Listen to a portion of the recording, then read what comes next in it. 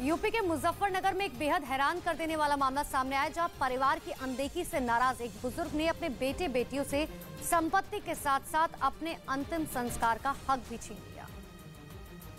और बच्चों की इस लापरवाही और बेकदरी की वजह से बुजुर्ग ने उत्तर प्रदेश सरकार के नाम करीब 1.5 करोड़ की संपत्ति के साथ साथ अपने शरीर की भी वसीयत कर दी। बुजुर्ग व्यक्ति ने अपनी वसीयत में लिखा कि मरने के बाद उसकी जमीन पर उसके नाम से स्कूल या अस्पताल खोला जाए, ये उनकी आखिरी इच्छा है। दान कर दी बस, मैं मेरे कोई नहीं करता, फिर मैं कहाँ ले जाऊंगा। बुल्डाना निवासी नत्थू सिंह इंटरमीडिएट तक पढ़े हैं और बुडाना गांव में उनके नाम 1.5 करोड़ रुपए की लगभग 18 बीघा जमीन है। उनकी 4 बेटियां और एक बेटा है। पत्नी की मौत के बाद उनके बच्चों ने उनसे किनारा कर लिया, जिससे वो नाराज है।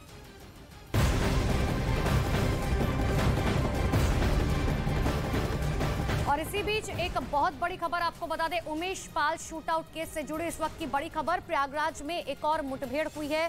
पुलिस मुठभेड़ में शूटर उस्मान मारा गया। मुठभेड़ वाली जगह पर फिलहाल फॉरेंसिक की टीम पहुंच चुकी है। आरोप यह है कि उमेश पाल पर पहली गोली उस्मान चौधरी ने ही चलाई थी। बड़ी जानकारी इस वक्त की आपको दे रहे हैं। दरअसल उमेश पाल हत्याकांड में एक और एनकाउंटर हुआ है।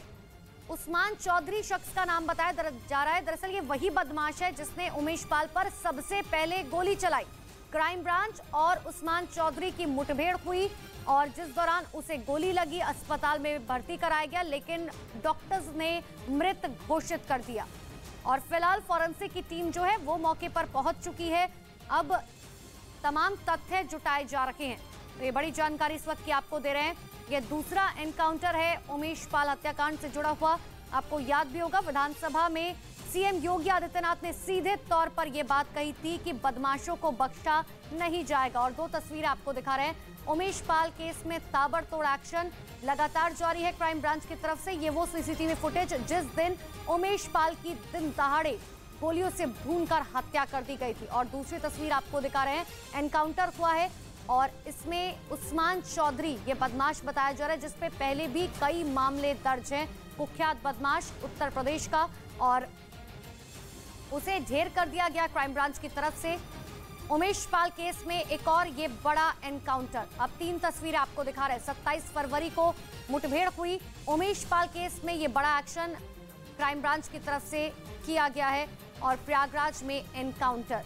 तीसरी तस्वीर में आप देखिए, दरअसल दूसरा जो ये सीसीटीवी फुटेज है ये बहुत महत्वपूर्ण हो जाता है। तो मारा गया शूटर उस्मान चौधरी।